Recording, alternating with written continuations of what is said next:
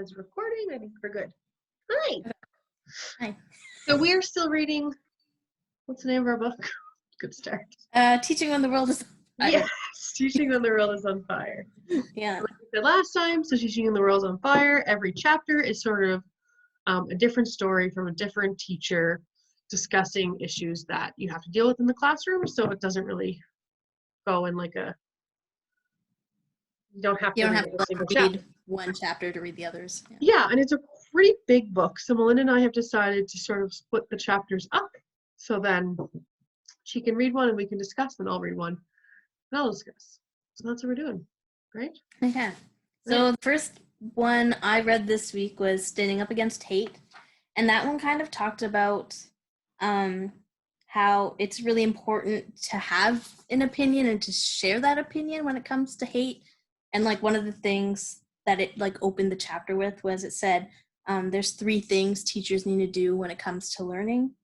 And it's also important to note this is under the Politics Matters section still. Right. So Yeah. it says stand up against hate and intimidation so schools stay safe for learning, engage the facts, and protect the right to learn.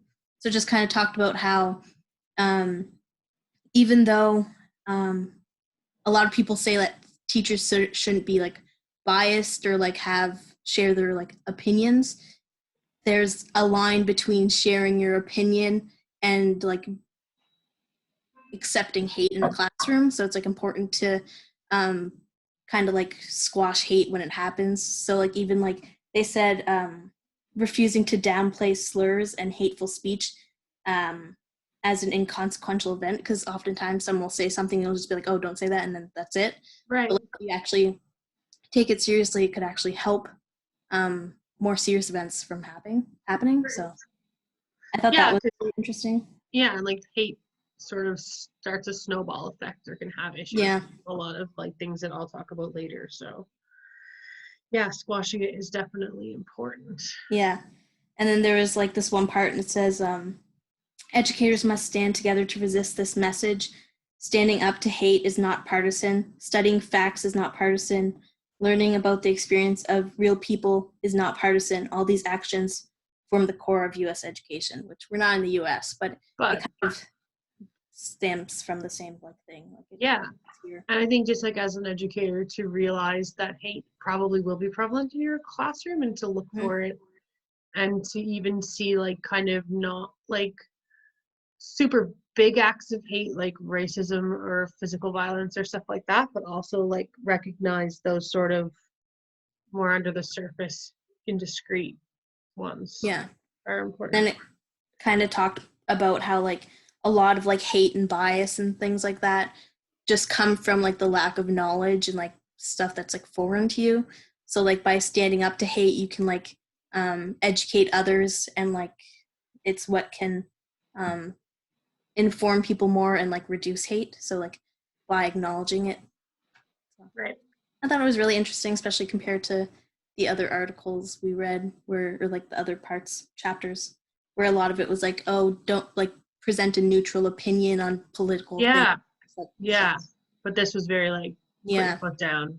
Which I kind of like this one better, because it's okay for some things I think to present a neutral position, but when it comes to things that's like is there though? Like I guess existence? Like like personal opinion, I guess like personal opinion on what, like I guess like who you're gonna vote for in the election, but in terms of like LGBTQ rights or indigenous people or like there's things that would be involved with hate. There's obvious right and wrong, and you need to say no. Yeah, I even wrote on one of the things like when it talks about like these are the actions form the core of the U.S. education. I wrote that it reminded me of this thing I saw on like social media, and it was like a quote, and it said, "Your opinion stops being just an opinion when it supports the mistreatment or oppression of others," and that like really stuck with me, which is kind of like that would be a good. Exactly. If it's support, I love that. That's a great quote. Exactly. Like I think it's Francesca something. Yeah, that was good. That's really good. Just gonna. My sister's just texting me. She's gonna drop me off turkey dinner. So to finish this text right quick, and then I'll be focused. Okay.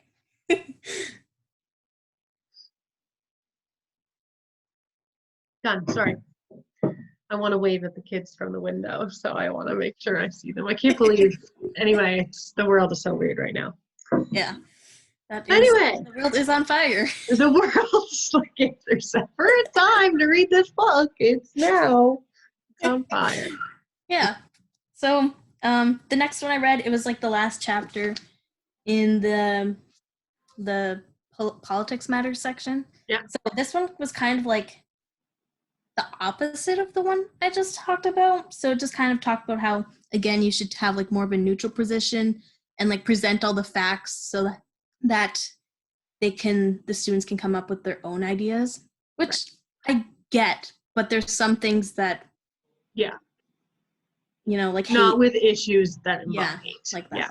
More like kind of. So like something that's controversial, but everyone's opinion kind of needs to be respected is like abortion or something like that. It's very controversial and there's a lot of different opinions. But as long as you're respectful to other people's beliefs, then that's, Exactly. Yeah. And that's a sort of hard as new educators to navigate. And because everyone has sort of different opinions on like what's appropriate and what's not, but navigating that, that makes sense. Giving everyone a chance to talk for sure. Mm-hmm. And then this one, it's called Yes, Race and Politics Belong in the Classroom. So this one talks a bit more about race and. Oh, I read this one too. Yeah, and it kind of talked about some kind of like strategies you can use, and there was one that like targeted science in the classroom and things you can do to talk about politics and stuff and connected to curriculum. So it was like design instructions for conversations to logically connect to the in-school curriculum. As teachers, you should prepare students to understand convergences between societal matters and the content being talked in school. And like some of the things I thought about were like there's seal hunting, and there's like this really good documentary that kind of talks about the conservation of like marine mammals and seal hunting, and it's called like Angry Inuk, and it's like so good because it talks about how the ban against selling seal furs and stuff like that, how it really affects northern communities in Canada. Right, yeah, like the economy and stuff. Yeah, because that's like their main source of food, and like they use the whole animal and they make stuff from the leather and like drums and all these kinds of things that they sell to like support themselves. Right. When they brought in all these bans and like animal rights activists like PETA started like kind of bringing attention to that they kill seals and kind of getting the whole world to hate on them, how like it really affected them. It was such a good documentary. That sounds so. Was it like a long one or was it like? I think it was like 40 minutes or something. Yeah, it sounds really good. Sounds like it should be in every classroom. Yeah, it's really good. It just really goes to show the point of like, which we just talked about in the previous chapters, like really understanding all points of view. Like if you just said to somebody like, these people are bashing seals and killing them, is that bad? You'd be like, yes. But then you're like, but they've been doing it for thousands of years. It's how they support themselves and their children and their economy, and it's all they know, and there's not a lot of resources there for them to sustain if you don't have it. And then it gets muddier. Yeah. So that's why it's like. We did this kind of like in university. We took like this marine mammalogy course, and our professor got us to do this little survey on like what we think about marine conservation and who should be in control of that. So like the government, scientists, or indigenous people, or like a connection of multiple of them, and then kind of what we think about seal hunting and things like that. And then we took that before we watched the documentary and then after to see like how our views changed, which I thought was a really interesting like activity and would work well in schools. Yeah. And like looking at the high school I was doing like my practicum at, and for their environmental studies course, this is actually an assignment they're doing where she's getting them to watch like this documentary because it's on YouTube, I think. So yeah. That's really cool, and I really like the before and after, so that even if you are doing it, like you said, in environmental or science course, like the cross-curricular, realizing like expanding your mind and stuff is super important. That is super neat. Yeah, and then so many mammal facts to hit at me too. I know. Strengthen every assignment we do. We got a little whale fact you can throw in, Menna. I know, and then I just put like some other ideas, so like things that you could like kind of get students to discuss and like where there might be controversial opinions or to look at. So like zoos, because people have very differing opinions on Tiger zoos. King. Should cats be allowed outdoors because they kill a lot of birds? There's actually like cats have been responsible for the extinction of 33 bird species. So like household cats? Yeah. So a lot of people have strong opinions about that, and you can get them to like read articles and like get them to discuss different points of views and things like that, and like decide what they support. And then also you could talk about like pipelines and stuff. So these are just kind of some things that you could talk about in a science class. I just came up with some ideas. Yeah. And then one I liked in the chapter, they talked about Harriet, what was her name? I feel bad for not knowing. Tubman? No, Harriet Le something.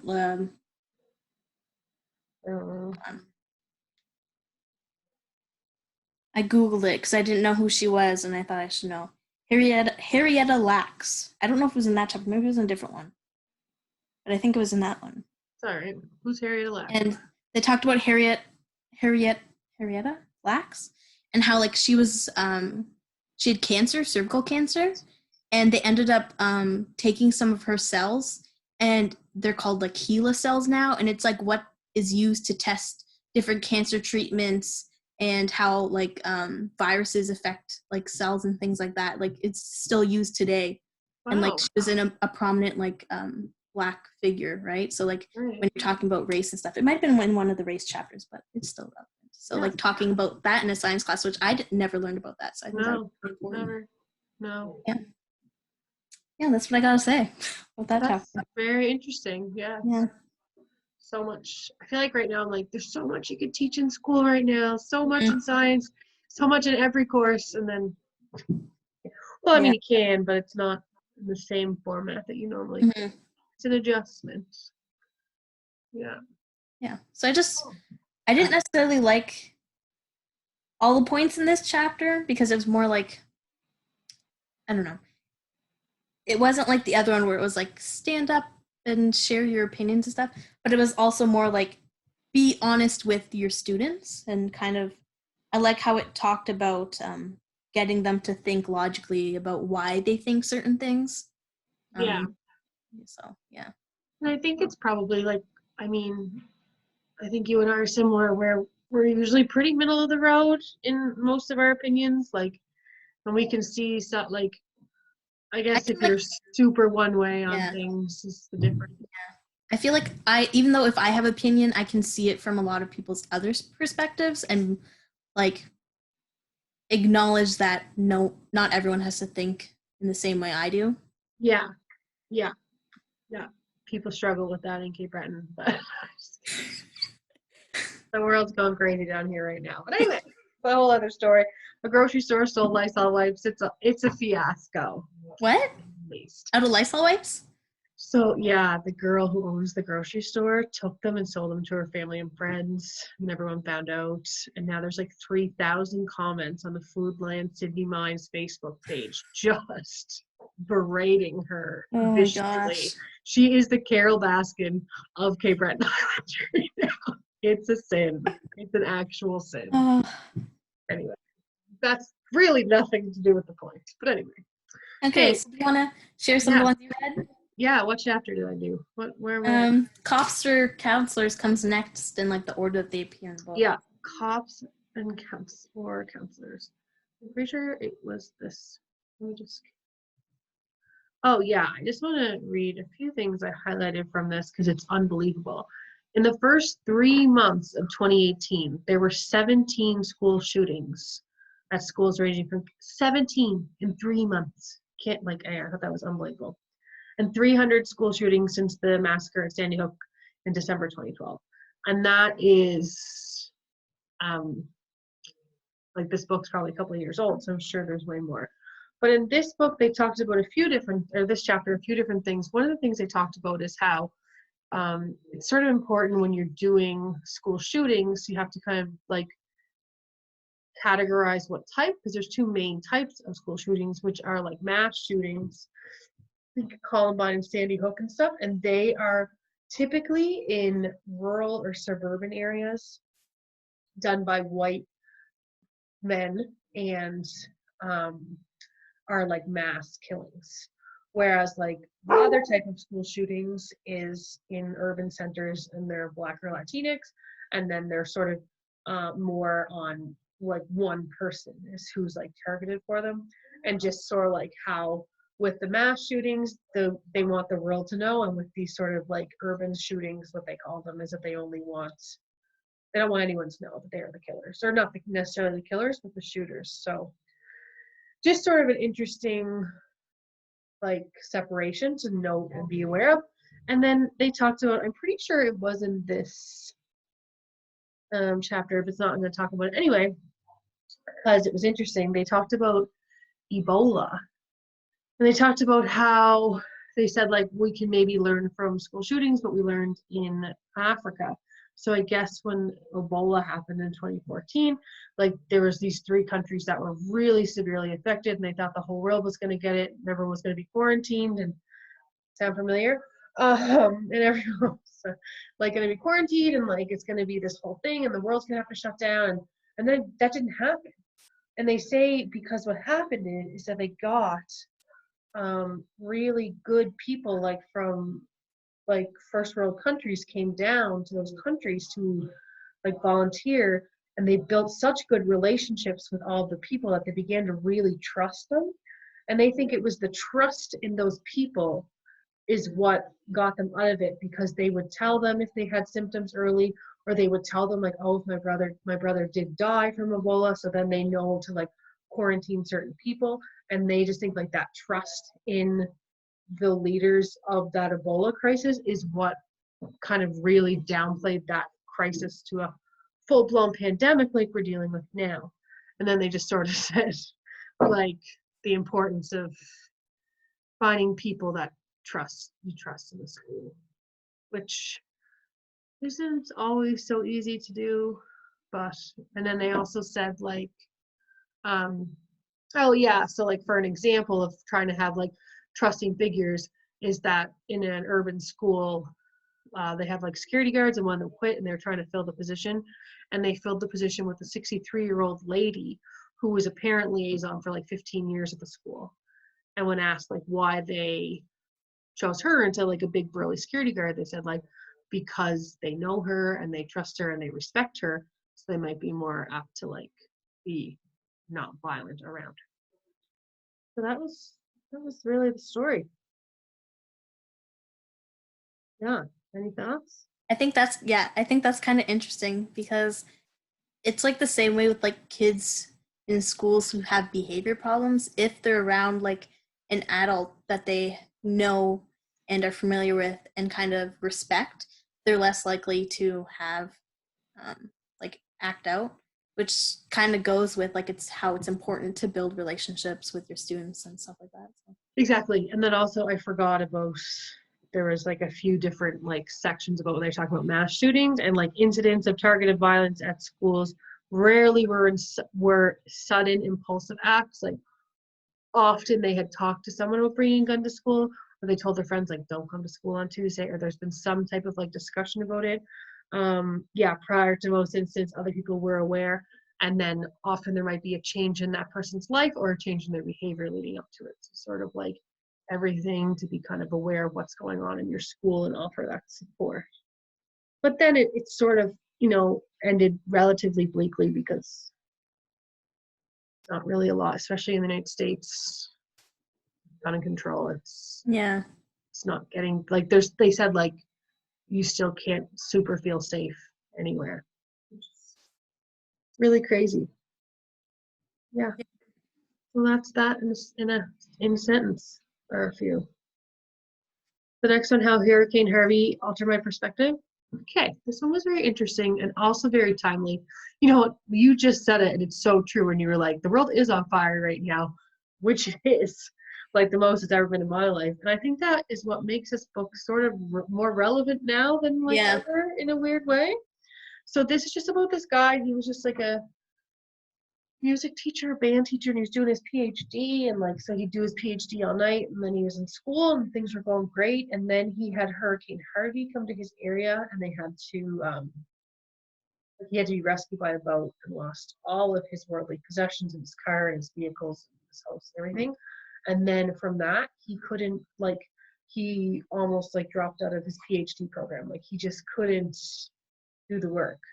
And what he was saying, which is interesting, is like, and it just reminds me of online learning in a weird way, is like, just because, like, he's like, I had all the tools, like, you know, when they talk about fixing, like helping kids out, they talk about these physical things, like giving them a laptop or after hours library access, free breakfast, like these sort of like physical things. But if your mind isn't in the right place, then it's just really hard to sort of get through anything. So he just said, like, I had all the physical things to do it, and I just couldn't do anything.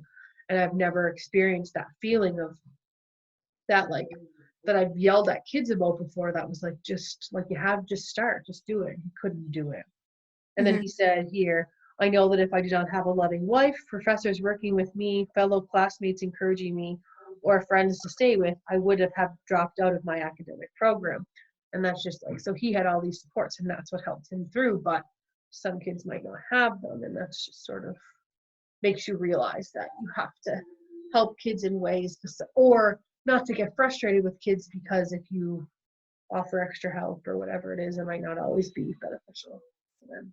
That kind of like just makes me think about like kids who are already kind of behind in classes and like are feeling overwhelmed, how it's going to affect them going back, being moved on to like another grade. Like, especially if you think of math, a lot of kids do struggle in math. And if they're already feeling overwhelmed and behind, and then they're being bumped into the next level, how that's going to affect them, because are they going to make up, well, they're going to have to in some aspects make up for the material they haven't covered, but how's that going to affect, I'm assuming you're going to have to like take stuff out or like move at a faster pace. Like, Yeah, as I'm sitting here listening to you talk, I realized, like, next year as a teacher is probably going to be the hardest year that anyone's ever had. What a great year to start. That's great. Because it's just, because there's going to have to be a there's going lot to of be a lot of, time, or there's going to have to be a lot of time devoted to filling in those gaps. Like, I don't think next year is going to be like on track at all, because how can it be? And no. but actually, like, I gotta give Dominic Carty a lot of credit, because I think that they're doing it right in New Brunswick. Like, you see, like, on Twitter, these people in the States, they're just like going on as if normal, and it's not normal. Like, they're, Mm-mm. I think it's smart to sort of expect less, because, like, Yeah, it's just, you, it's stressful. yeah, it's just like sitting home here is stressful enough. It's hard. Like, it's, and then to ask kids to do work home right now is just not And feasible. So I'm happy that they sort of recognize that, and yeah, like, they're still obviously having education, but not to the level of, yeah, like right now I find it hard, but yeah, I don't have anyone directly affected by this, but exactly. imagine those kids and other people who do have family members who have the virus, like what they're going through. Or their So moms are going to work as a nurse, or like, you know, they're like, mhm. there's just so much They're still stress. working at grocery stores. Like there's a lot of students here still working, which is No, really sad. Yeah. I know it's such a sin. I feel like, anyway. Exactly. So it's just, yeah, kind of like, and it's just on such a, yeah, next year's gonna suck though, teaching. Like, it's just gonna be really hard to fill those gaps. But it just, this is such a grand, extreme case of what's going on, like with what he said in it. But Yeah. it is smart to think of like other people's, yeah, feelings, and understand, respecting that they might be going through things, or they may just have, like, it was interesting. I was thinking when I was reading his, like, he's doing a PhD. He's having trouble with like focus and stuff. He doesn't have dyslexia or anxiety. Well, he probably was dealing with anxieties, but like not any learning disabilities or anything like that. And he's still finding it hard. So, yeah, that was the gist of that one. Did I read another chapter? Um, I think that's good care. what one was that? That was How Hurricane In Harvey Altered Harvey? Your Perspective. Did you read I Was Raised to Believe Education Keep Me Safe? Yes, I absolutely was. Oh, yes. This one was sort of sad and sort of negative, but it was really focused on Black men in the United States, and just sort of how He was a black guy in the United States, and he started teaching during a lot of those kind of unnecessary police shootings, and that he is just doing his best to show the racial injustices and racial profiling down there, and trying his best to especially focus on young black men in his classroom, and trying to teach him ways to protect themselves. And he just, like, it's just like that, it's so sad that he has to do that, but he feels that that's like really an important part of his teaching, to show that. He says, like, he always tells them to get good grades, respect authority, keep your nose clean. That's what he always tells kids to do.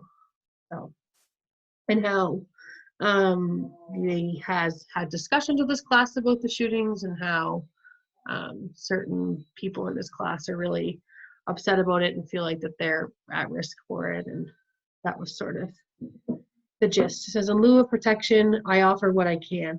I provide a space for my students to express their feelings. I offer love and consideration in our day-to-day interactions, and I do my best to make them feel seen and hopefully safe for a few hours each day. That's the story. I'm gonna like skip the one in the safety matters and go to the one I read in the race matters section, because that kind of relates to this one, and I'll jump back. Yeah. So the one I read was Don't Say Nothing. And it kind of, I think I got some of it confused with one of the other ones. But anyways, so it just kind of talked about like the importance of talking about racism in your class. So like not just talk, like one of the things it said was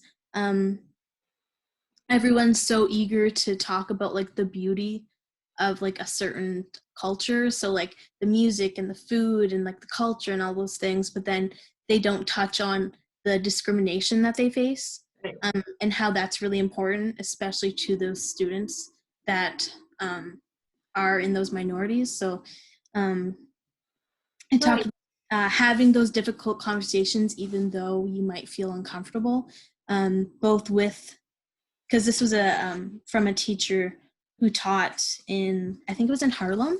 So they had like a class that was majorly Black students. So they talked about the importance of talking about like police brutality and things like that in their classroom, because it does affect their lives every day. But the writer also talked about how it's important for white teachers to talk to their white students about it too. Right. And they like kind of gave like the suggestion about when it comes to talking about difficult topics, just to be really honest about how you feel, because the students will really respect that if you're being honest. And then they talked about how when they have difficult discussions, sometimes they'll like kind of start about like how they feel about something or like what's going on, and then they'll put a piece of paper with some questions on it, and then they'll get students to come up and write like anything they want on them silently. So there's like no talking unless it's for like clarification about a question and stuff like that. And then if they want to like discuss it out loud, they can, but it's just like a silent discussion. So what's like an example of a question that they would ask? Like, yeah. Like, so what was it? It's all right. It's okay. Hold on.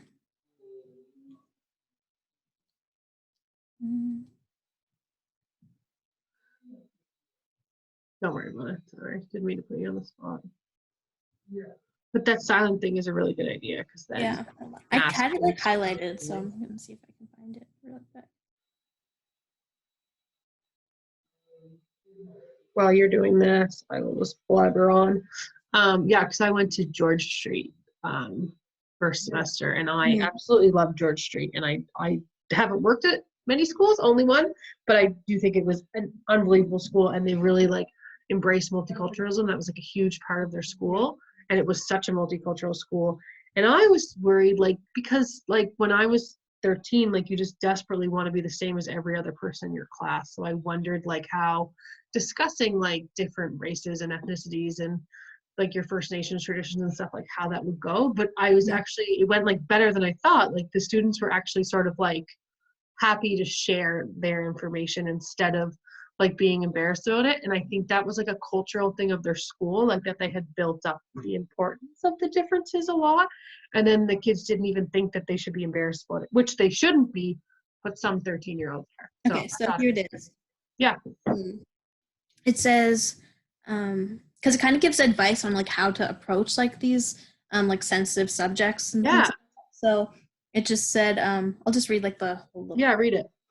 Next, you might, here it says, so because it kind of talks about like evaluating like your own beliefs and your own personal feelings and stuff like that. So it says, once you've done the inner work of evaluating your own comfort levels and examining your biases, start the conversation. You might begin by admitting to students that, like them, you are scared, frustrated, angry, confused, hurt, or uncomfortable. Students at any age, especially Black and Brown students, understand these feelings and will appreciate your humility, compassion, and vulnerability. This is how you lay the foundation. Next, you might begin to explain why you are feeling this way, although many students will already know why. And then after you've set the stage for conversation, step back, sit down, and be quiet. Let your students lead. Let them speak and ask questions. Allow them for once the opportunity to be in front of what they are feeling rather than reacting to it. And then it says, I like to incorporate the practice of silent dialogue to engage students around the police killings of Black youth and adults in recent years. I opened with a general question and then placed a large chart paper on the floor on which I wrote other questions and asked students to respond silently. With the exception of clarifying questions or making sure that students were up to date on the current events, I allowed students to express themselves freely and respond to each other on the paper. This is a tactic that may be helpful if you are truly uncomfortable with the topic and don't know where to begin. Some students want to discuss aloud, so we did. I jumped in only to guide or challenge statements that were not aiding the dialogue in a positive way, but I did this in a way that affirmed the students. Wow, that's amazing. Yeah. And then they talked about how it's also important not to like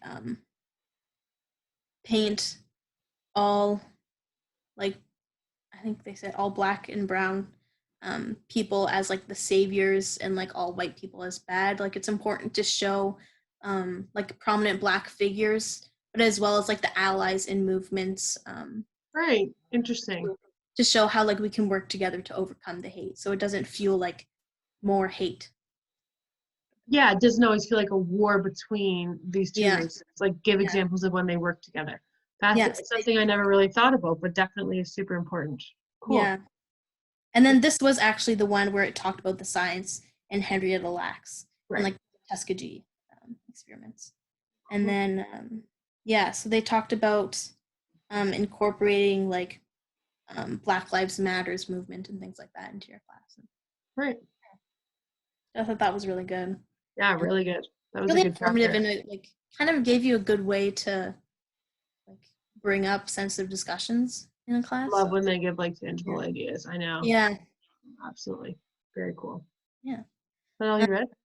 I feel like you read more. This one was really short, but it was kind of like a good little story. I really liked like the lesson that came out of it. So it was like, written from the standpoint of this teacher who was observing like a student teacher in a kindergarten class. Mm-hmm. So she was observing the student teacher, and they were in a class and they were going on like mat time for like, a math lesson, and kind of talked about how the student teacher was bringing up a subject on like being safe and things like that, and she was talking about how one of the students had just come back because he had hip surgery, and how all the kids need to be really careful and not be rough with him and stuff like that, especially out in recess. And then after she was done explaining, a bunch of kids put like their hands up because they were like curious, and even said that they were like filled with questions and curiosities, which I thought was like really good, like engage them in, right? And then she like shut it down, so she was like put her hand up like to put their hands down, and they're like, we're already late for math class, like we can't no, there's no discussion. And then there was this one little kid named Omar who kept his hands up, and he clearly like really wanted to say something, and she was like, it's my time, not your time, we're already late, like we need to start math class. And then and then he like tried to say like, oh, but like I want to share something, and then she was like, it's time for my voice to be heard, not your voice, or whatever. And I was like, and the teacher was also like, and then they went on to their math lesson, and the person was like, the kids were bored, I was bored, and like Omar only answered questions if he was forced, because like, and like you could see him He visibly felt like kind of like stifled. slink down. Yeah. Yeah. So then it went on to talk about like at the end they were getting ready to go out for recess, right after the math lesson, and the Omar like stopped, like everyone was like moving around because it was like transition time, and he like yelled out, I have something to say, and like over everyone, and everyone just kind of stopped, and then he just said, I'm really glad, Dylan, I'm really glad you're back. Oh, Yeah, stop. that's what he wanted to say. And like the teacher was like, it was just like such a heartwarming moment, and it just like she talked about how like from kindergartners you can and children you can like learn so much, Yeah. because they kind of remind you, even though we have like an idea of what we think kids should know, and we tend to like sometimes get sucked into that vortex of like we need to teach this now and we need to stay on track, Yeah. things like that.